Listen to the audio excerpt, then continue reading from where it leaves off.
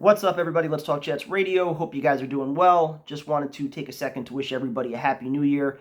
Thank you guys all so much for the support throughout the entire year, not just with the live streams, but the shirts, fundraisers, everything we do. It does not go unnoticed. It is greatly appreciated. So thank you guys very much.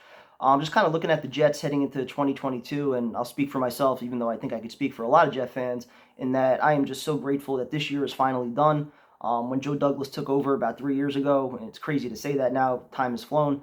When he took over a few years ago, I think we all knew that he had a pretty monumental task at hand as far as just rebuilding the team and, getting some of that dead cap space off the books, which, we're finally doing at the end of this year. I think they had like 33 million in dead money this year.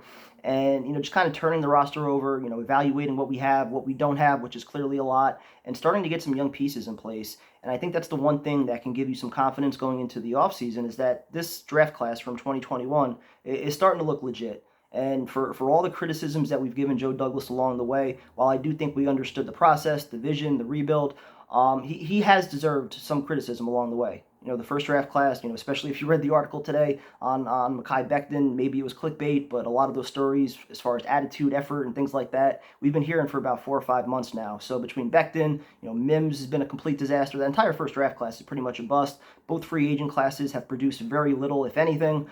And then you look at, some minor decisions like the backup quarterback and, doubling down on Alex Lewis, Van Roten, Ryan Griffin, and guys like that. Like, there are definitely areas where we can criticize Joe Douglas, but at the same time, like I was just saying, you could see the vision going forward where now you have one draft class, which includes your quarterback who's going to be coming back in the same system next year. It includes a running back who's looking like a legit, running back number one.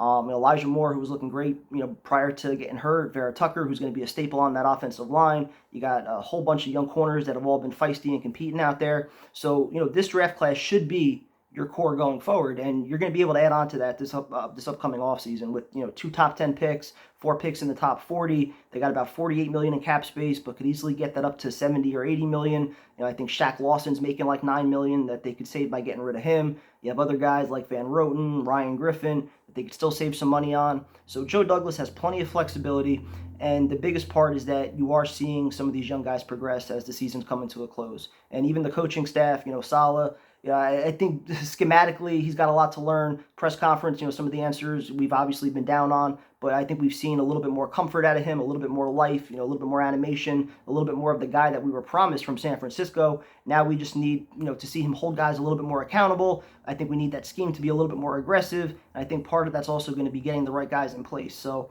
LaFleur, he's done a phenomenal job. Very impressed with him beyond, the first 4 or 5 weeks. Multiple quarterbacks, multiple missing offensive linemen, multiple receivers out. It hasn't mattered. He's been imaginative, creative, solid game plan every week that keeps the 6 moving. So overall, for all the crazy bullshit, all the negativity this year, you're starting to finally see a light at the end of the tunnel. And just for that, I am so grateful this year is done. Looking forward to next year. Happy New Year, guys. Talk to you soon.